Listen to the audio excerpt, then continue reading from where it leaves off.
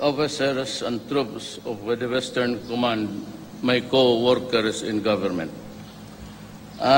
This is my last visitation sa facilities na all over the Philippines. Ito na ang hindi ko napuntahan. So I'm happy that I have reached your place, but I'm going to Hulo after this. So I'm going to visit the wounded soldiers there. But anyway, maligaya ako, and I would want to make first the report that yung pabahay ninyo, inagaw kasi ng mga pobre rin kagaya natin. But those are the guys na ginagamit ng left. And they are into such anarchical activities. At hindi ko naman mapilit na paalisin doon kasi yung ibang awardees, police, pati military. Ang problema, nandoon na yung iba. Kaya sabi ko, if this thing will continue, tapos hintuin ng mga sundalo o police, baka may mapatay pa dyan. So, nakikiusap na ako sa inyo as your president na ibigay na lang natin sa kanila sa kadamay. And do not worry because I will build you a better one. So, ang ganito na lang gawin ko, I will go into, because in Davao, I will be groundbreaking yung sa mga police, pati sa militar, yung gusto na mag-settle down, especially those who are nearing the retirement age. Tapos, they feel na doon na sila, at home na sila for the many years that they were there. So, ganito na lang gawin ko. I will buy individual, or not really individual, but kung sino lang yung may gusto, you have to signify. Kasi kung dito, then maghanap ako dyan ng lupa, bibilihin ko, then tayuan ko kayo. Kung sino lang nang gusto dito sa Palawan. Ngayon, kung sa ibang lugar ka, in Mindanao, if you have been there already, doon ka na ng anak, and maybe to retire, ang tingin ko, doon na rin, kung sinong may gusto. But in Manila, because karamihan na have to go home, they have to have a house. Sabi ko, bigyan ko kayo ng bago. Ibigay mo na lang yan kasi andyan walang tubig, walang, alam mo, gobyerno. But that is not my project. I simply hurried up the process. Itong ibigay ko sa inyo, mas may tubig na, may electricity, at baka kung may pera uli ako, the furnished house.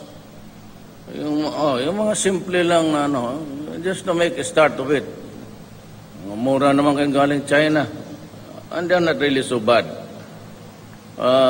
Ibigay ko sa inyo, huwag kayong magsama ng loob. Total, ang naibigay naman natin sa ating kapwa Pilipino.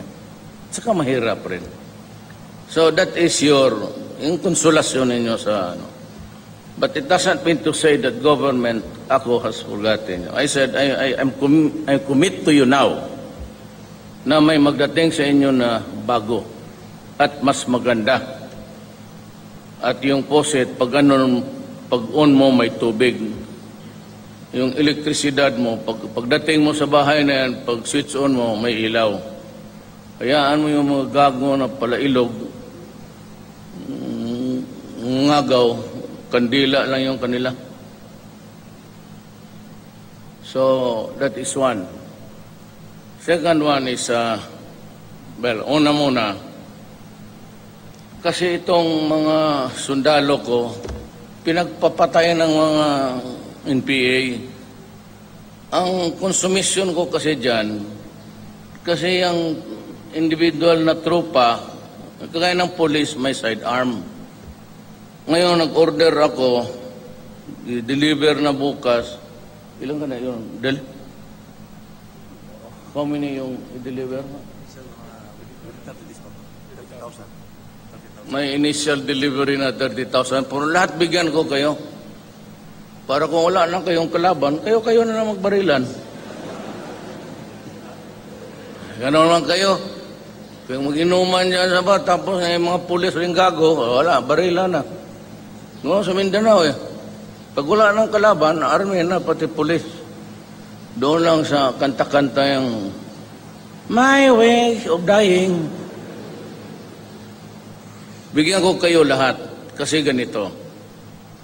Marami, sama ng loob ko talaga. Marami ko na sinabi, huwag kayong lumabas sa kampo, lalo na yung Mindanao, pati Zamboanga. Pulo. Na maglakad-lakad kayo na walang baril, wala kayong kalaban-laban. Hindi naman kayo pwedeng magdala kayo, dalawa, mainit yan eh. Talagang kukunin ng NPA yan.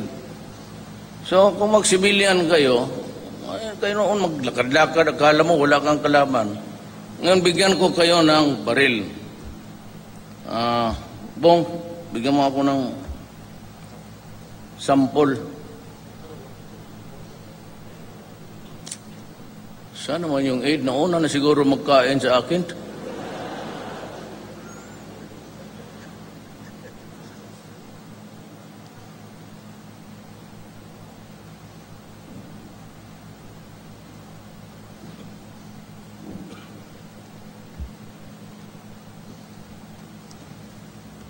This is the gun.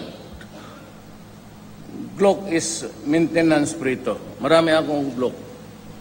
Ito, baski tapon mo dyan sa tubig, even if you do not wipe it, just clean the barrel. Ang barrel kasi is steel. It's a Glock 3045. Oh. Lahat ng tropa sa Pilipinas may baril na. Ngayon, hindi man makasupply, if you want the commander size na Colt, meron rin, order rin tayo. So you have a choice of... pero ako kasi, lalo na sa sundalo, walang panahon maglinis, or ang terrain talagang maganda rin ito. But if you want the 45 na 1911 configuration, meron rin akong in-order. Before the end of the year, baka mabigyan na kayo lahat. Ang ano ko lang ha, ako pabiro na masama. Pero ito pabiro na masama. Bigyan ko kayo lahat. I do not mind losing the property to the enemies. Pero may mga lugar na talagang mawawala sa iyo yan. Kasi pag nandiyan ka sa bandang hulo, baon ka ng 4 na magasin, 1 di 5. Wala namang fixed bayonet ngayon. Hindi, gamitin mo yan. Pero magreserba ka ng 1 magasin. Alam mo na kung ano yan. Para iyo. Huwag kayong mag-surrender ng buhay. Masama nga sabihin, pero yan ang totoo. Mag-surrender ka, bababuyin ka lang, gawain kang tarantado, gawain kang, you'll be treated like a pig, only to be executed just like the Marine before. Kaya yung last magazine, para iyo yan. Yan ang pambititahan mo sa pare, itong magazine na ito. Kasi pagka nagkaubusan ng tropa, pati bala, lagay mo lang yan sa ulo, tapos ganunin mo yung kalaban mo, fuck you. Ganun eh, gagunin ka rin eh. Gawin ka mo, you might as well die with dignity. O talagang harapin mo yung M60 kung lahat naman tayo mamatay. Hindi naman lahat, pero you follow a destiny here. Yan ang hindi natin mapigil. Pag panahon mo na, panahon mo na. Panahon ko na, panahon ko na. So yung ibili ko para sa inyo, hopefully will bolster your sense of security and vigilance. Bigay ko sa inyo yan. Libre. Libre. Ito, kasali mo ito, no? Sinong tandali? Yung... Si ma'am doon sa likod. Ma'am, yung matangka doon. Halika nga dito, ma'am. Hawakan ko sa iyo kung tama ba sa fingers mo. Yung Glock, tingnan ko lang kung sa babae kasi. Marami na sila. Kanina karaming maganda dyan. Wala na. Yung matangkad na payat, parang classmate ko yan sa grade 4.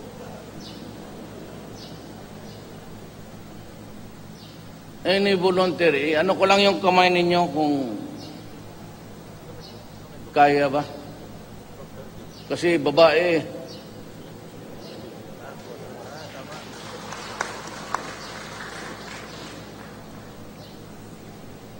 ito, may malaki ang ano, ang hands, mataas.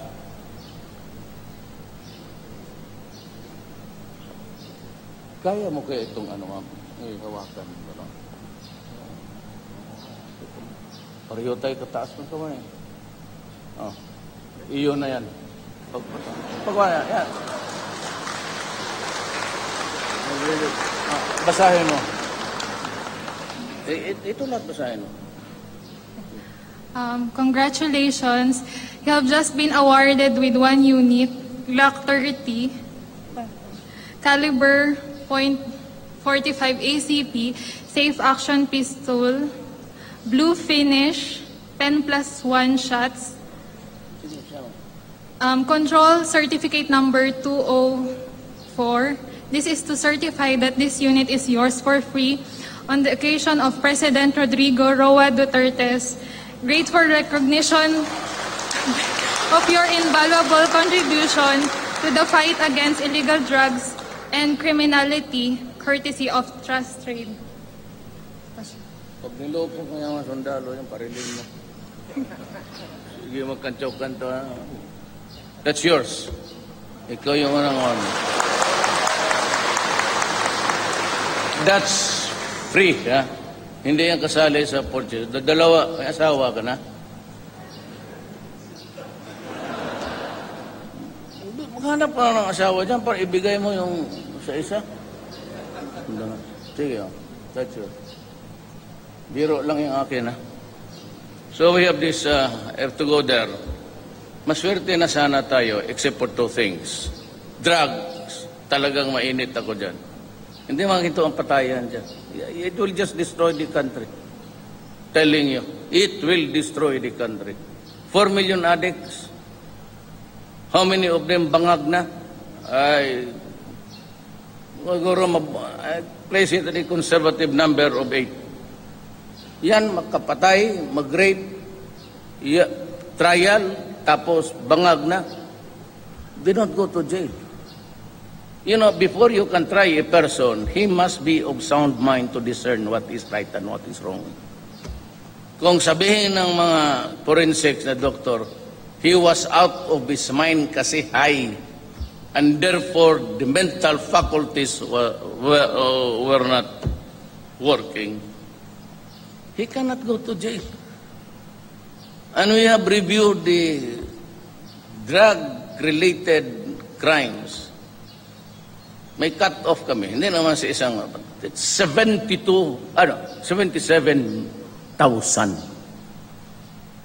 drug-related victims. Tapos itong mga ulol na human rights, itong wag lang naman na dito kasi kampo to eh. Pero may minumura ako sa ibang forum. Kasi hindi nila intindihan ang problema. Yung drugs pati terrorism. Kasi sa NPA, nag-set ako ng kahapon tumawag si Belio. Sabi niya, si Season is very sick. That's why I offered him to come home and ako ang magbayad sa ospital niya because I think he's about to. Sabi ko, mag-resumption kayo dyan, no claim of territory. Kasi yung pasagin na nagpasok sila sa aming teritoryo. Fucking shit. Why do you claim a territory na Republic of the Philippines to? Second is that there will be no revolutionary taxation. burning and equipments, mag-aaway talaga siya. Third is that I want a guarantee na in writing. And fourth is that they must release all soldiers and policemen na sa kanilang kamay, pati civilians, mga barangay captains. Kung wala yan, sabi ko, and I told them, you know, we have been fighting for 55 years already, from its inception, 50 years and actual fighting. You want another 50 years? I grieve when I see a Filipino die. Kay mga sundalo o kay mga NPA, Pilipino eh. Pero kung ayaw ninyong maghinto, then let us fight for another 50 years. Wala man akong problema, sabi ko. Marami akong sundalo. So, yan ang condition ko. If they are met, then we talk again. So, wala na masyado akong problema sa NPA. There will be a cessation of hostilities again. Ang MI is working, crafting the Bangsamoro. And they have stopped really fighting. As a matter of fact, they're helping us control drugs. Ang Sinor, he said, is biding his time. And he said, at one time, I will talk to him when I shall have completed my team. So okay na sana. Ang terrorism lang itong ISIS, yung nasa Hulo, pati nandyan sa part of Zamboanga and Central Mindanao. Kaya I've authorized the armed forces to use the air assets. Meron naman tayo marami na akong jet ngayon. Bumbahan ko na lang kayo lahat. Hindi ginagamit noon yan. Ngayon, sige, linisin mo yung gubat dyan. Ayan ang, that's my, so kung in the fullness of God's time, kung maplansya ko ito, we only have terrorism and drugs. Ako, drugs personally, talagang, patayan. Hindi maghinto yan. Hindi maghinto yan. Because I will never allow the country to go to the dogs. Alam mo, all yung sinabi na, yung martial law, mag-martial law ako, mag-habeas corpus, auster, makudita. So be it. Ang akin dito is, I made an oath to God and to my countrymen. And it's all there. It simply states, yung lahat ng sentence dyan sa Constitution only says that I, the President, must preserve and protect the Filipino nation. Hanggang dyan lang ako. Wala akong pakialam dyan kung anong gusto nila. Basta that our children, nabi ko nga kanina yan, lahat tayo, Adre, hindi tayo mayaman. Ha? Ako, I can stay in the hospital for 6 months and after that, kapot. Tayo, kayo. Sinong magbili ng medisina mo? Sinong magpakain ng lugaw mo kung matanda, pag-retire mo?